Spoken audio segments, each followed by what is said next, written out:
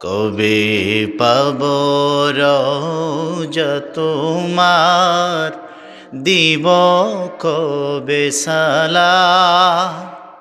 মিটবে দিলের পেরিশানি, চুমে তোমার কদম। জীবন দিয়ে ভালোবাসি নবী তোমাকে, জীবন দিয়ে ভালোবাসি নবী তোমাকে। শাহজালালের সেই তাকবীরের ধ্বনিতে এই সাধারণ জমি পুণ্যভূমিতে তৈরি হয়েছে। সেই জমিনের সেনারা আজও বেঁচে আছে। তাদের দেহে এক ফোঁটা রক্ত থাকতে এদেশে নাস্তিক্যবাদের কোনো হীনচক্র মুসলমান বাস্তবায়ন হতে দিবে না। যদি সেই ইমানের মিছিলে যোগ দিতে হয়, আওয়াজ তুলতে হয়, আমার বিশ্বাস প্রথম ডাকটা সিলেট থেকে আসবে, এবং সেটা সাহেব কেবলা যিনি আজকে নসিহত করে গেলেন তার কণ্ঠ থেকে আসবে। যদি ডাক একবার আসে, তাহলে শাহজালালের তলোয়ারের সেই ঝনঝনানির আওয়াজ, ইমানের পাওয়ার উচ্চ করে আমরা সেই মিছিলে যোগ দিতে রাজি আছি না নাই? রাত 2টা বাজে আকাশকে প্রকম্পিত করে নাস্তিকদের কলিজে আগুন ধরিয়ে একটা আওয়াজ দিতে চাই, নারায়ে তাকবীর, নারায়ে রিসালাত, সিলসিলায়ে ফুলতলি। এই আওয়াজটুকু হৃদয় ধারণ করে 3 দিনের প্রোগ্রামের সমাপনী এই নসিহতটুকু হৃদয় নিয়ে বাড়ি ফিরতে যায়। নামাজে ত্রুটি থাকতে পারে, ইবাদতে কমতি থাকতে পারে, ইমান বাঁচানোর মিছিলে এদেশের মুসলমানরা পিছনে থাকবে না। কারণ এই হৃদয়ের রক্তের ফোঁটায় বদরের চেতনা আছে, ওহুদের চেতনা আছে, খন্দকের ইতিহাস আমাদের সামনে আছে। সিলেটের এই জমিন সাধারণ জমিন পুণ্যভূমিতে পরিণত হয়েছে কম সংখ্যক মুসলমানের পবিত্র রক্তের বিনিময়। সেই মুসলমানদের বাঘ বাঘ সন্তানরা আজও এ জমিনে বেঁচে আছে। আউলিয়ায়ে কেরাম যাদের মাথার উপরে ছায়া হয়ে তরিকতের নূর, তাসাউফের নূর, ইলমে লাদুন্নির নূর বিলাচ্ছে, সেই ইমানদীপ্ত সন্তানেরা জীবন দিতে প্রস্তুত, ইমান দিতে প্রস্তুত নয়। ঠিক কিনা বলেন? 1000টা জীবন যদি শহীদ হতে হয়, তাহলে শহীদে বালাকোটের এই সৈনিকেরা ফুলতলি সাহেব কেবলাদের নেতৃত্বে, ফুরফুরা, সরসিনা, জৈনপুর হক্কানি পীরদের নেতৃত্বে এদেশে আর একটি ইমানি মিছিলের সেই আয়োজনে এরা ঝাঁপিয়ে পড়বে। ঠিক কিনা বলেন? সেই দীক্ষাটা এই 3 দিনের প্রোগ্রাম থেকে আমরা নিতে চাই। কারণ এই নীল নকশা বাস্তবায়নের প্রাথমিক ধাপ অলরেডি কমপ্লিট। আপনার সন্তান কালকে স্কুলে যাবে, মাদ্রাসায় যাবে, আর স্যার পড়াবে। তোমরা কি জানো? তোমরা কিন্তু সব বানরের জাতি। আপনি পিতা হিসাবে সন্তানকে বিশ্বাস করাতে পারবেন না। আপনি ইমাম হিসাবে মুসল্লিদেরকে ওয়াজ করে বুঝাতে পারবেন না। আপনি পীর হিসাবে মুরিদদেরকে বুঝাতে পারবেন না। টিচার হিসাবে মাদ্রাসার স্টুডেন্টকে বুঝাতে পারবেন না। ছাত্র বলবে যে বইতে লেখা বানর, আপনি আদম বললে কেমনে হয়? এই বাস্তবতার প্রশ্নের মুখে আমাদেরকে দাঁড়াতে হবে। ঠিক কিনা বলেন? যারা এই হীন চক্রান্ত শুরু করেছে, আমার বিশ্বাস প্রধানমন্ত্রী এটা জানেন না, শিক্ষামন্ত্রীও জানেন না, কিন্তু এই শিক্ষা কার্যক্রমের মাথায় যারা বসে আছেন নাস্তিকদের দালাল, তারা যে হীন চক্রান্ত করতেছেন তাদেরকে স্পষ্ট জানাতে চাই। মাননীয় প্রধানমন্ত্রী, শিক্ষামন্ত্রীকে আমরা বলতে চাই, এটা কোনো রাজনৈতিক বক্তব্য না এবং বিষয় না, এটা মুসলমানদের ইমানের বিষয়। যে ইমানের শেষ টার্গেট আল্লাহর জান্নাত, যে ইমানের শেষ প্রাপ্তি রসুল্লাহর শাফাত আর সুপারিশ, যে ইমানের শেষ টার্গেট কবরের ভিতরে রসুল্লাহর সামনে হাসি মুখে ও জান্নাতি উম্মত হিসেবে নিজেদেরকে প্রমাণ দেয়ার, সেই ইমানের উপরে যদি আঘাত আসে, এদেশের মুসলমান দল চিনে না, ব্যক্তি চিনে না, রাষ্ট্র চিনবে না, মন্ত্রী চিনবে না, ইমানের লক্ষ্যে তারা জীবন দেওয়ার জন্য ঝাঁপিয়ে পড়বেই পড়বে। ঠিক কিনা বলে? যদি এই ডাকে সাড়া না দেন, আমি ছোট্ট মানুষ বলে গেলাম, কলম নিয়ে কাগজে লিখে রাখেন, সন্তানের সামনে পিতা হিসেবে আপনি বেইজ্জতি হবেন, পীর হিসাবে মুরিদের কাছে আপনি বেইজ্জতি হবেন, টিচার হিসাবে ছাত্রের কাছে আপনি লাঞ্ছিত হবেন। ছাত্র বলবে বইতে লেখা ঈশ্বর, আপনি আল্লাহ শিখান কেন? কথা কোন না? বইতে লেখা ঈশ্বর, আপনি কেন আল্লাহ শিখান? তাহলে যদি ওস্তাদ হয়ে থাকেন বইটাকে পাল্টান। কিন্তু শিক্ষকের সেই মুরদ নাই। তারা তো সরকারি কর্মচারী, সরকারের বেতনভুক্ত কর্মচারী, ঠিক কিনা বলেন?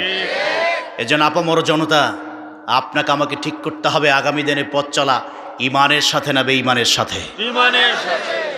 ঠিক কিনা বলেন? ভালো করে বুঝে রাখেন, চেয়ার গেলে চেয়ার পাওয়া যাবে, এই দেশ পুরে ছাই হয়ে গেলে আর একটা দেশের জন্ম হবে। কলিজা থেকে ইমান যদি একবার বেরিয়ে যায়, সেকেন্ড টাইম সেই ইমানকে এই কলিজায় জন্ম দেয়া এটা কঠিন হয়ে পড়বে, ঠিক কিনা বলেন? এই জন্য আমাদেরকে 3 দিনের এই সালানা জলসা থেকে, মারেফাতের এই ঠিকানা থেকে, এলমে লাদুন্নির এই মাহফিল থেকে নূতন সিদ্ধান্ত গ্রহণ করতে হবে। আমরা যেহেতু শায়েক মেনেছি, পীর যেহেতু ধরেছি, তাসাউফকে যেহেতু স্বীকার করি, এলমে লাদুন্নি স্বীকার করি, এলমে মারেফাত স্বীকার করি, অলিয়া উলিয়াদের আবাদ করে এই জমিনকে আমরা স্বীকৃতি দেই, সুতরাং তাদের আদর্শ, তাদের বক্তব্য, তাদের ফিলোসফি, তাদের দর্শন মতবাদ সামনে নিয়ে আমরা আমাদের ভবিষ্যৎ জীবন পরিচালনা করতে চাই, ঠিক কিনা বলেন? এই দেশ আবাদ করেছেন আল্লাহর ওলিরা, তাদের দেখানো পথেই আমরা চলব। তারা যদি বলে জিহাদের ময়দানে নামতে হবে, আমরা প্রস্তুত। ট্রেনিং তো বদর থেকে নিয়েছি, ঠিক কিনা বলেন? বদরের বাস্তব চিত্র কোরআন কারিম আছে না নাই? মুসলমানরা পরীক্ষার মুখে পড়েছে, বিপর্যয়ের সম্মুখীন হয়েছে, কিন্তু কোনো কালে মুসলমান পরাজয় বরণ করে নাই।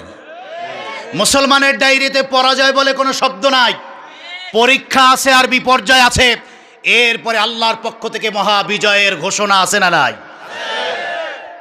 বদরের ময়দানে আমার নবী সিজদায় পড়ে কাঁপতে লাগলেন, তার চোখের পানি বদরের মাটিকে কর্দমাক্ত করেছে। এমন কান্নার আওয়াজ, ঘুমন্ত সাহাবীদের ঘুম ভেঙে যায়। সিদ্দিক আকবর ঘুম ভেঙে শুনলেন কে জানি কাঁদে, দৌড়ে এসে দেখলেন রাহমাতুল্লিল আলামিন শুধু কাঁদেন না, চোখের পানিতে মাটি কাদা হয়ে গেছে। সুবহানাল্লাহ বলবেন না? সিদ্দিক আকবর বললেন, ইয়া রাসূলুল্লাহ, ইয়া হাবিবাল্লাহ, নবীজি গো, চোখের পানিতে বুক ভেজে বদরের মাটি কর্দমাক্ত হয়েছে, কেন আপনি কাঁদেন? আল্লাহর হাবিব বলেন, আবু বকর, হয়তো ঈমান থাকবে না হয় যাবে। সকাল হয়ে গেলে 1000 কাফের মুশরিকদের এগেনস্টে 313 জন মুসলমান, অস্ত্র নাই, এরা আবার নতুন মুসলমান। কেউ 1 সপ্তাহ ইসলাম গ্রহণ করেছে, কেউ 1 মাস ঈমান গ্রহণ করেছে। ভালো করে ইসলামটা এখনো তারা বোঝে নাই, ঈমানের প্র্যাকটিস এই জীবনে করে নাই। শুধুমাত্র আমি নবীকে এত বেশি ভালোবেসেছে, আমার ডাকে সাড়া দিয়ে ঘর ছেড়েছে, সন্তান ছেড়েছে, স্ত্রী পুত্র ছেড়েছে, জিহাদের ময়দানে তারা চলে এসছে। এই 313 জন নওজোয়ান মুসলমান আর ইমানদার অস্ত্রহীন 1000 কাফেরের বিরুদ্ধে যুদ্ধ করতে নেমে যদি শহীদ হয়ে যায় আর ধ্বংস হয়ে যায়, এই জমিনের ভিতরে ইমানের পক্ষে পতাকা উড়ানোর, আল্লাহর পক্ষে কালেমার পক্ষে সাক্ষী দেওয়ার মতো আর কেউ থাকবে না। 313 জন 1000 কাফের, অস্ত্রের ঝনঝনানি আমার ঘুম ভেঙে দিয়েছে। তুমি বলো, আগামীকাল সকালবেলার এই জেহাদের ময়দানে 313 জন মুসলমান যদি তাদের অস্ত্রের কাছে মাথা নত করে, এই ঈমান, এই ইসলাম, এই কোরআনের কি হাল হবে? ঈমানের পক্ষে কে স্লোগান তুলবে? আল্লাহর হাবিব 2 হাত তুলে দোয়া শুরু করলেন। হাদিসটি সহিহ বুখারীতে এসেছে, আমি মুসলিম থেকে শোনাচ্ছি। রাসূলুল্লাহ সেই দোয়ায় বলেছিলেন, মাদ্দায়াদা, লম্বা করে 2 হাত আল্লাহর আরশ আজিমের দিকে তুলেছেন। এই হাদিস থেকে প্রমাণ হয় দোয়ার আদব হলো হাত তোলা, ঠিক কিনা বলেন? দোয়ার আদব হাত তোলা। মাদ্দায়াদা, ইলাইগঞ্জের প্রোগ্রাম মানে হাজারো আলেম এখানে বসা আছে। আমি সবচেয়ে ছোট, কিন্তু আমার চেয়ে সবাই বড় বড় আলেম। হাদিস যদি জানা থাকে, আমার সেই সহিহ হাদিস ভাইদের, তাদেরকে রিকোয়েস্ট করবে হাদিসটা পড়ার। এবং ইমাম নববী শারহে নববীতে, ইমাম মুসলিম শারহে নববীতে এ হাদিসের ব্যাখ্যায় বলেছেন ইমাম নববী, মাদ্দায়াদা, হাত, দোয়ার ভিতরে হাত তোলা, এটাই দোয়ার আদব। সুবহানাল্লাহ বলেন। দোয়া মানেই হাত তোলা, দোয়া মানেই হাত তোলা। কিন্তু দেশে একদল মৌলবী বের হয়েছে, তারা হাত তুলে মোনাজাত এটা পায় না খুঁজে, আছে না নাই? এদের ব্যাপারে আমাদের সতর্ক থাকতে হবে।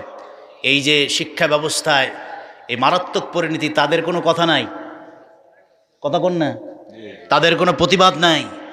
তারা সহিহ হাদিসের বস্তা নিয়ে বাংলাদেশে এসছে, কিন্তু এত অবক্ষয়, ইমানের উপরে চক্রান্ত, তার ব্যাপারে তাদের কোনো বক্তব্য নাই। বোঝা গেল এরা মুসলমান নামের ইহুদিদের দালাল। ঠিক কিনা বলেন? সহিহ হাদিসকে সামনে অস্ত্র হিসেবে, ঢাল হিসেবে ব্যবহার করে ইহুদিদের চক্রান্ত, নাস্তিক্যবাদের প্রচার আর প্রসারে তারা কাজ করে যাচ্ছে। তাদেরকে আমরা এক টেবিলে খ্রিস্টানদের সাথে দেখতে পাই, ইহুদিদের সাথে দেখতে পাই, আবার রাসূলুল্লাহর শান এবং মানের ব্যাপারে, বিশুদ্ধারের ব্যাপারে তাদেরকে আমরা মাঠে ময়দানে দেখতে পাই। ঠিক কিনা বলে? হাদিস এসছে মাদ্দা ইয়াদাহ, রাসূলুল্লাহ লম্বা করে 2 হাত মোনাজাতে তুললেন। সেই মোনাজাতে 2 হাত তুলে আমার নবীজি দোয়া করেছিলেন, আল্লাহুম্মা ইনতাহলিক হাযিহিল ইসাবাতু মিন আহলিল ইসলাম লা তুবাদুল আরদ। আয় আল্লাহ, আমার এই ছোট্ট ঈমান আর ইসলামের নূরে ভরপুর ছোট্ট এই 313 জনের মুসলিম দল আগামীকাল জিহাদের ময়দানে তারা যুদ্ধ অবতীর্ণ হবে। কাফেরদের হাতে যদি তারা নিহত হয়ে যায়, সংখ্যায় কম হওয়ার কারণে, অস্ত্র শস্ত্রে ভারী না হওয়ার কারণে তারা যদি কাফেরদের হাতে পরাজয় বরণ করে, তারা যদি নিঃশেষ হয়ে যায়, এই জমিনে ইমানের পক্ষে কথা বলার আর কেউ থাকবে না।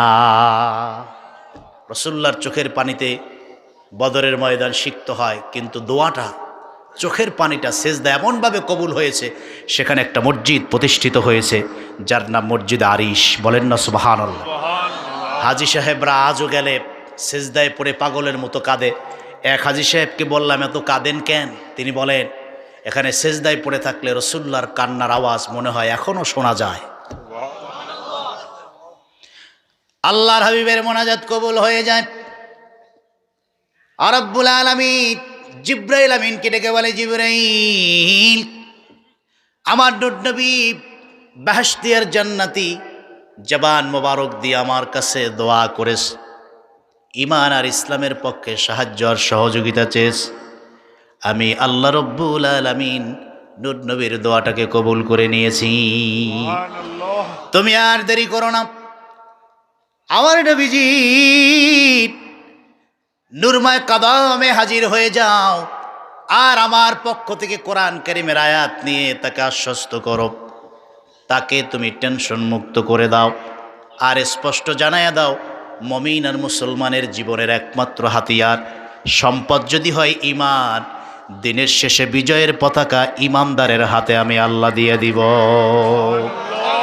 জিবরাইল আমিন আয়াত নিয়ে আসলেন, ওয়ালা তাহিনু ওয়ালা তাহজানু ওয়া আনতুমুল আ'লাউন ওয়া আনতুমুল আ'লাউনা ইন কুনতুম মুমিনিন।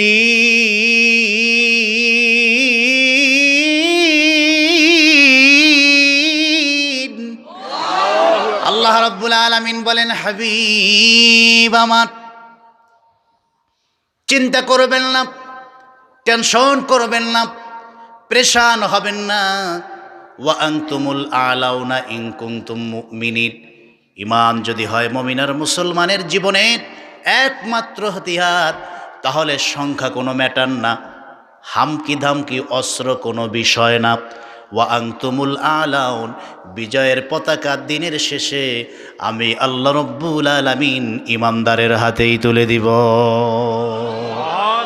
ওয়াদাকার আল্লাহ, জোরে বলেন ওয়াদাকার। সারা পৃথিবীর কুফর মিল্লা যদি এক হয়, জীবনের আগুন কি নিভাইয়া দিব? আমার কোরআন বলে, রাসূলুল্লাহর জীবনী বলে, সাহাবীদের শাহাদাতের জান্নাতি জীবন বলে, ঈমানের আগুন নিভানো যায় না। যত চাপাবার চেষ্টা করা হবে, আগুনের ফুলকি তত বাড়তে থাকবে। ঠিক কিনা বলে?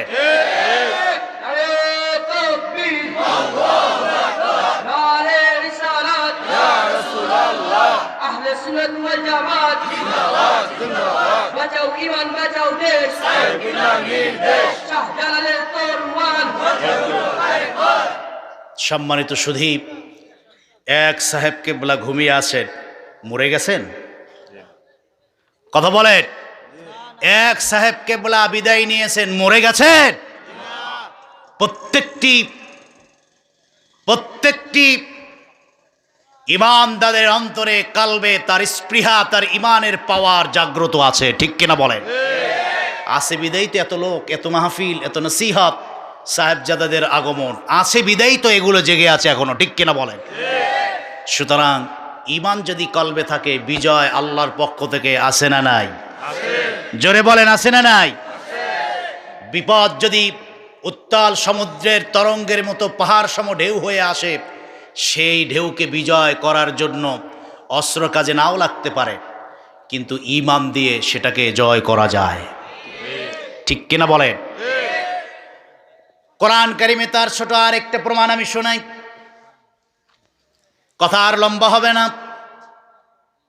লক্ষ লক্ষ ফেরাউন তার বাহিনী নিয়ে মুসা আলাইহিস সালামকে পাকড়াও করে নদীর তীরে নিয়ে গেলেন।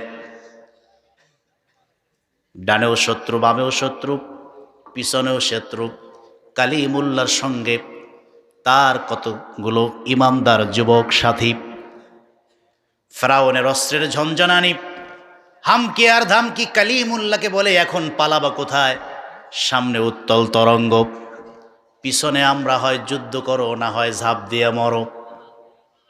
মুসা আলাইহিস সালামের সঙ্গী সাথীরা বলে, কালিমুল্লাহ তোমার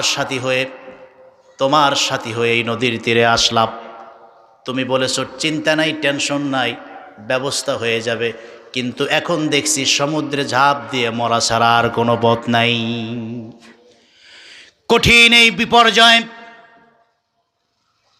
মহা মুসিবতে, একদিকে অস্ত্রের ঝঞ্ঝনানি, অপরদিকে জাদুবিদ্যার জাদুর হুঙ্কার, লাখ লাখ ফেরাউন বাহিনীর হুমকি আর ধামকি, অপরদিকে উত্তাল তরঙ্গের পাহাড় সমান বড় বড় ঢেউ। এই মহা মুসিবতে পড়ে কালিমুল্লাহ মুসা আলাইহিস সালাম তার জাতির মানুষদেরকে বলেছেন, কাল্লা, এই ফেরাউনের শক্তিকে ভয় পাই না, অস্ত্রকে ভয় পাই না, লোকজনকে ভয় পাই না, উত্তাল তরঙ্গের পাহাড় সমান ঢেউকে ভয় পাই না, বরং এই মুসিবতের মাঝখানে দাঁড়ায়া যেই কলবে আল্লাহ ইমানের নূর দিয়েছে, সেই ইমানের উপরে ভরসা করে স্পষ্ট জানায় দেই, এই শক্তি হামকি ধামকি মুসা কালিমুল্লাহর কোনো ক্ষতি করতে পারবে না। তিনি ভাষণ দিয়ে বললেন, কাল্লা ইন্না মাইয়া রাব্বি সায়াহদিন। কখনো নয়, তোমরা পাহাড়কে ভয় পাচ্ছ, ঢেউকে ভয় পাও, ফেরাউনের অস্ত্র আর শস্ত্রকে ভয় পাও, কিন্তু আমি মাসিমুল্লাহর কালবের ভিতরে যে ঈমান আছে, আমার ঈমান সাক্ষ্য দিচ্ছে, সেই ঈমানকে সাক্ষী রেখে বলি, এই সব কিছুর চেয়ে আমি আমার মহান রব আল্লাহকে বেশি ভয় পাই। সে আল্লাহর উপরে তাওয়াক্কুল করে আর আস্থা রেখে স্পষ্ট বলে দিতে চাই, কাল্লা, কখনো নয়, ইন্না মাইয়া রাব্বি, নিশ্চয়ই আমার রব আমার সঙ্গে আছেন। এই মহা মুসিবতে, ইমানের পরীক্ষায় আর বিপর্যয়ের মাঝে বিজয়ের সূর্যটা ছিনিয়ে আমার হাতে দেওয়ার জন্য অতি অল্প সময় এই সমুদ্রের মাঝে আমাদের জন্য রাস্তা তৈরি করে দিবেন। বলেন সুবহানাল্লাহ। ইমানের কঠিন পরীক্ষায় আর বিপর্যয়ের মাঝে যারা আল্লাহর উপরে পূর্ণ তাওয়াক্কুল রাখে আর ঈমানকে মূল অস্ত্র মনে করে, এই মহা মুসিবতে বিপদ থেকে তাদেরকে বাঁচানোর দায়িত্ব গ্রহণ করেন কে? আল্লাহ। জোরে বলেন কে? আল্লাহ। লাগবে শুধু একদল রক্ত চোখা যুবক, যাদের কলিজার পাটাটাটা সীসা ডালা প্রাচীরের চেয়েও শক্তিশালী। এই রকম কিছু যুবক যদি ইমানের অগ্নি পরীক্ষায় ফার্স্ট কাতারে দাঁড়াতে পারে, পূর্ণ তাওয়াক্কুল করতে পারে, বিজয় ইমানের পক্ষেই আসবে, যদি তাদের পিছনে আল্লাহর ওলিদের নেক নজর থাকে, ঠিক কিনা বলেন? আপনাদের কি বিশ্বাস আছে? এখানে আমরা যারা বসে আছি, আমাদের পিছনে হক্কানি আউলিয়ায়ে কেরামের নেক দোয়া, তাওয়াজ্জু আর ফায়েজ আছে, এই বিশ্বাস আছে না নাই? জোরে বলেন আছে না নাই? তাহলে আমাদের একটা ইমানি প্রস্তুতি দরকার। যুবক হিসেবে বুকের পাটাটাকে পাহাড় সমান শীষেডালা প্রাচীরের মতো শক্তিশালী বানাবার দরকার। মূল পয়েন্ট, দরবার থেকে অর্ডার আসবে, ইমানকে ঢাল বানিয়ে কাফেরদের সামনে দাঁড়াবো, যদি মারা যাই শহীদ হব, ভয় আছে? জোরে বলেন ভয় আছে? আমরা মরলেও লাভ, বেঁচে থাকলেও লাভ। বেঁচে থাকলে গাজী, ঠিক কিনা বলেন? মরে গেলে শহীদ। যেগুলো কাফের মুশরিক, ওরা বেঁচে থাকলেও শান্তিতে নাই, যায় দেখেন ঘুমে শান্তি নাই, সংসারে শান্তি নাই, দেখেন না একটা টাকলারে বউ পর্যন্ত জুতা দিয়ে ফিডায়। ঠিক কিনা বলেন?